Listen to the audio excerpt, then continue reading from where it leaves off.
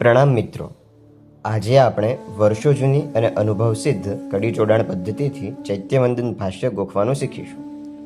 અહીં આપ શ્રી જોઈ શકો છો કે પ્રથમ કડીમાં વંદિત્તુ વંદણી જે ને 30 થી 40 વાર બોલીને ગોખવાનું છે.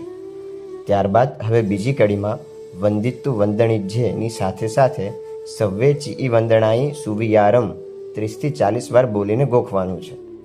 ત્યારબાદ હવે ત્રીજી કડીમાં સવ્વે ચિઈ વંદણાઈ સુવિયારમ ની સાથે સાથે બહુવિત્તિ ભાસચુન્ની 30 થી 40 વાર બોલીને ગોખવાનું છે. ત્યારબાદ હવે ચોથી કડીમાં બહુવિત્તિ ભાસચુન્ની ની સાથે સાથે સુયાણુ સારેણ વુચ્છામી 30 થી 40 વાર બોલીને ગોખવાનું છે. આ પ્રમાણે હવે પછીની દરેક ગાથાની દરેક કડી 30 થી 40 વાર બોલીને ગોખવાથી ચૈત્યવંદન ભાષ્ય યાદ રહી જશે. આપ શ્રી જ્યારે પુસ્તિકા બંધ કરીને ચૈત્યવંદન ભાષ્ય કંઠસ્થ બોલશો ત્યારે ડાબી બાજુનો કડી જોડાણ વિભાગ આપોઆપ નીકળી જશે અને જમણી બાજુનો મૂળ ગાથા વિભાગ ભૂલ વગર બોલાશે. તો ચાલો મિત્રો, કડી જોડાણ પદ્ધતિના જાદુઈ પાવર અજમાવીને ચૈત્યવંદન ભાષ્યને કંઠસ્થ કરી લઈએ.